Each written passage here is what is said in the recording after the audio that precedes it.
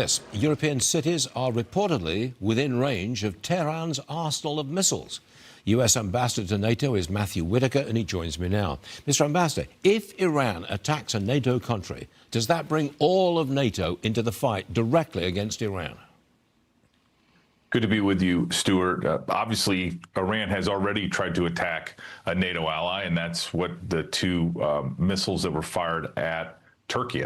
And so this is not theoretical. This is a real thing. And those were both knocked out of the sky with a Patriot missile battery that was on one of our Aegis destroyers. So this is real world right now at NATO. And obviously these technologies we continue to work on. I was at a military industrial fair today here in Belgium, where I was talking to people about these exact issues: counter drone, deep strike, deep precision strike, and air defense. These are critical issues. We need to push industry to do more. We need to leverage AI and the cloud to the point of the report.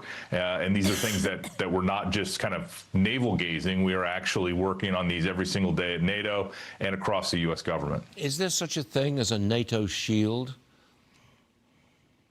Well, we're certainly moving out at pace with air defense and counter UAV. And, you know, there can be a lot of learning done as to currently what's happening with these Shahed drones that are coming from Iran and coming from Russia, and how the Ukrainians and others in the Middle East are countering these. And a lot of the technologies, obviously, are U.S. technologies. And right now we have a couple battlefield laboratories that we can test stuff. We can work on the technologies to make sure they're effective. But, you know, one of the questions I ask every single company that comes to me or comes to the United States with a whiz-bang technology is, are you deployed in Ukraine? And now the question is, are you deployed in the Middle East? And who is using it and how's it going? Because there are some really extraordinary technology. Patriot, obviously is one of those, but it costs $4 million a shot, and it's 96 to 98% effective. And that's way too expensive, especially when you're talking about less than $20,000 Shahed drones that are very cheap to make and can be scaled very quickly. Ambassador, Russia reporters giving Iran specific advice on drone tactics. The Russians seem to be really helping the Iranians. The Russians seem to be winning in this situation so far. Would you dispute that?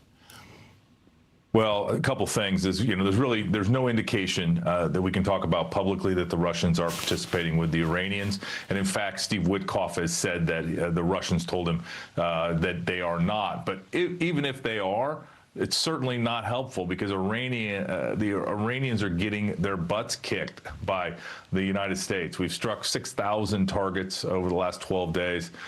We've degraded both their ballistic missile and their drone capabilities dramatically, and they're not going to be able to produce any going forward because we're taking out the production as well. And, obviously completely dismantling their nuclear program on top of all that. So, and their Navy is obliterated. So you add all of that up. This current effort in Epic Fury has been a resounding success. The president made the decision that it was not tolerable where the Iranians were going with their development programs, and our U.S. military executed at the highest level. And so it's, men and women are very proud of them. Just get the straits open and keep them open. Ambassador, thanks for joining us today. Exactly. Appreciate it. Thank you. All right. Thank you, Stuart. Good to see you.